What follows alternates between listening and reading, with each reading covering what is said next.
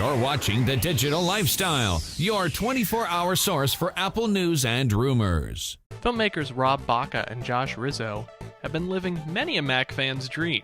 Over the last 3 years, they've been spending weekends and vacations interviewing the biggest names of the early days of Macintosh. Their efforts have paid off for everyone in the new documentary, Welcome to Macintosh.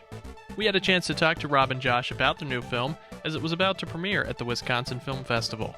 For the filmmakers, the movie was a natural extension of their early love of Macintosh. My background with Apple and the Mac is, I guess I kind of grew up with it. You know, I was one of the guys in the computer lab, you know, that was just kind of a junkie in there, even as a little kid. And, you know, I learned how to play with the Apple II real early on and Lemonade Stand and just kind of got hooked and never changed.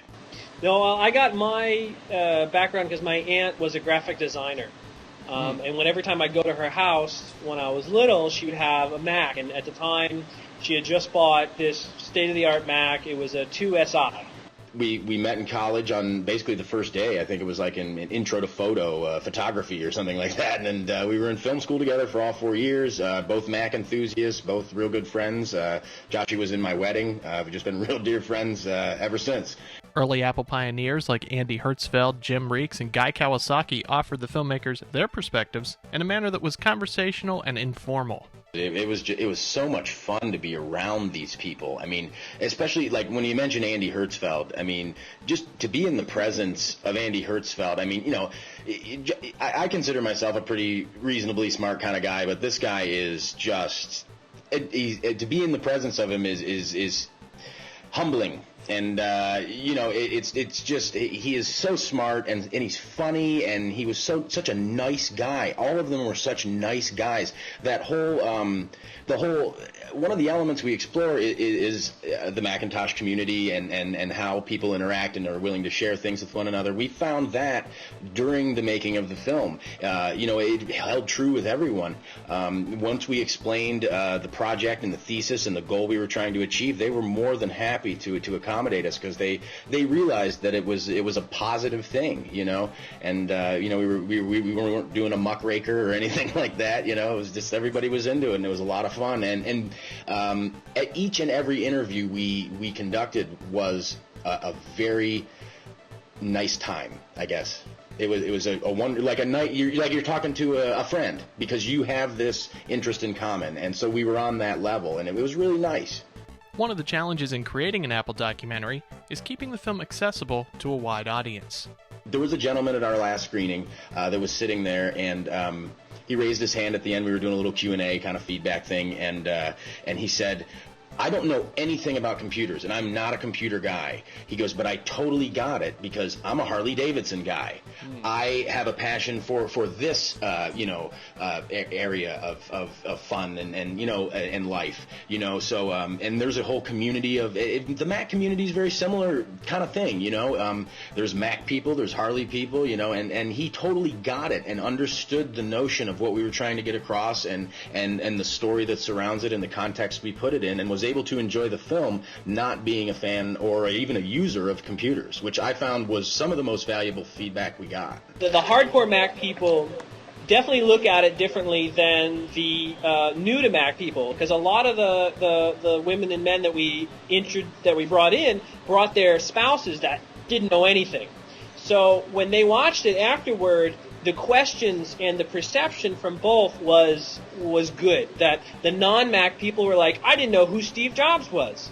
Now that sounds funny to you and me because we live the lifestyle, but for those not in the lifestyle, it is an introduction. It's new, and they're like, I knew the name Steve Jobs, I knew the name Steve Wozniak, I don't know what they did. And while we don't necessarily go into detail, again, it's an introduction, because you could make an entire movie about Steve Jobs and Steve Wozniak. I don't know that it would be particularly interesting to everyone, but you could. And what we do is in the first part of the movie, we kind of bring you from 77 to 97. And then we kind of take it from there with innovation, engineering, development, culture, and into the future. They found most of the Apple innovators they spoke to respect what the company is doing today as well. You know, I think I think all except one, I think, are overwhelmingly positive about it. I think that there's one guy that comes, without giving anything away, there's one interview in particular that was a little bit critical, but offered the counter perspective also, which is valuable as well. But overwhelmingly so, I would say that they're happy with the direction that the company's taken. You know, I think they still have maintained those roots that they've always had.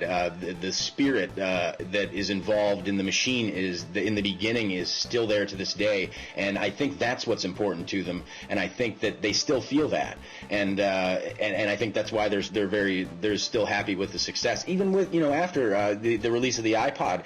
The iPod, according to the people we interviewed, you know, it was that same labor of love that the Apple II and the Mac and all that was, that it was made by people who love music and love technology and wanted it to be accessible. So again, that's the things they make. The reason that they're so impactful is because they're made with passion.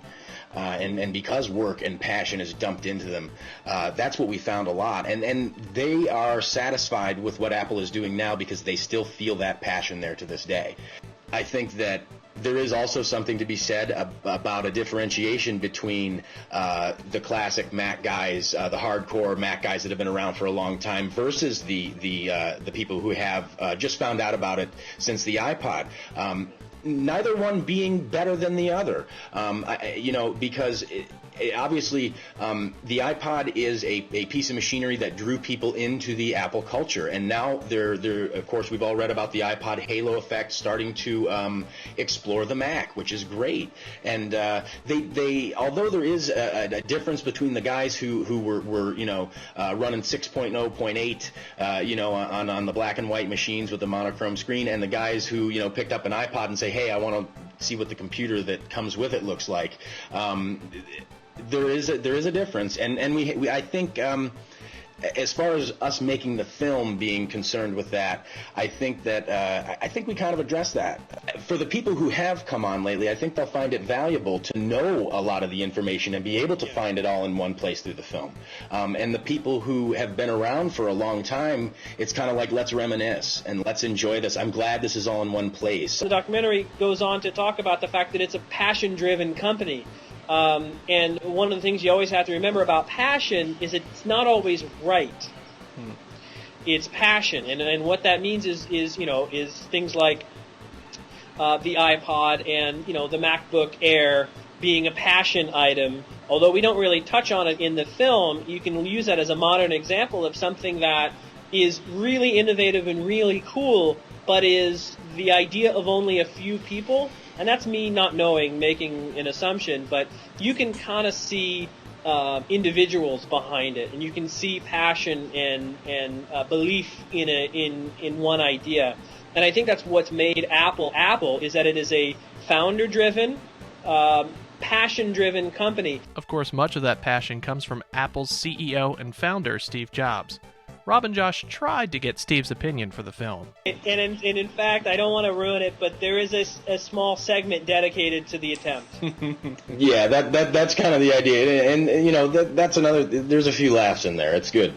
That's fun. And that's one thing to understand is that, you know, there's humor in what we do. We're yeah, you can say we're geeks, you know, either film geeks or Mac geeks or whatever, but at the same time, you know, we understand that not everyone gets it and not everyone wants to get it, so it's important to be palatable. We tried to get a hold of Steve through Apple, through the conventional measures, and well, you know, you might just have to watch to see how that turned out. Yeah, it is. You know what? It is interesting the way it turned out. It is. You can find out more about the movie, join the online community, and watch deleted scenes at welcometomacintosh.com. For thedigital lifestyle.tv, I'm Ryan Ritchie.